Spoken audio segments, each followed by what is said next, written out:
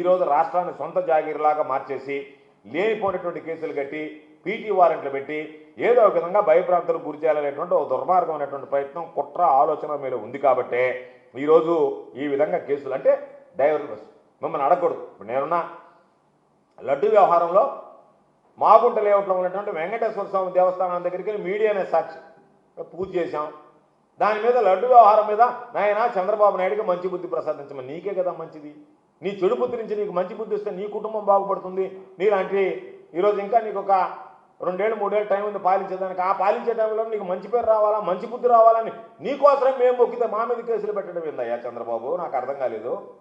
నువ్వు బాగుండాలా, నీ చెడు బుద్ధి మారాలా, నీకు మంచి బుద్ధి ప్రసాదించాలని చెప్పి కోరితే నాకు మంచి బుద్ధి ప్రసాదించమన్నాడు కాబట్టి నేను చెడు బుద్ధి కలిగినటువంటి వాడిగా ఉండాలా, ఈయనెవరు నాకు మంచి బుద్ధి ప్రసాదించడానికి? ఒకవేళ ఈయన మాటలు విని ఆయనే నాకు మంచి బుద్ధి ప్రసాదిస్తే వెంకటేశ్వర స్వామి అంతకన్నా అపచారం ఇంకోటి ఉందా? కాబట్టి మీరు ఈయన మీద కేసు పెట్టండి అని చెప్పి నా మీద కేసు పెట్టింది. అంటే మేము ఇంకొకసారి నీకు మంచి బుద్ధి ప్రసాదించమని చెప్పి కోరుకోకూడదు.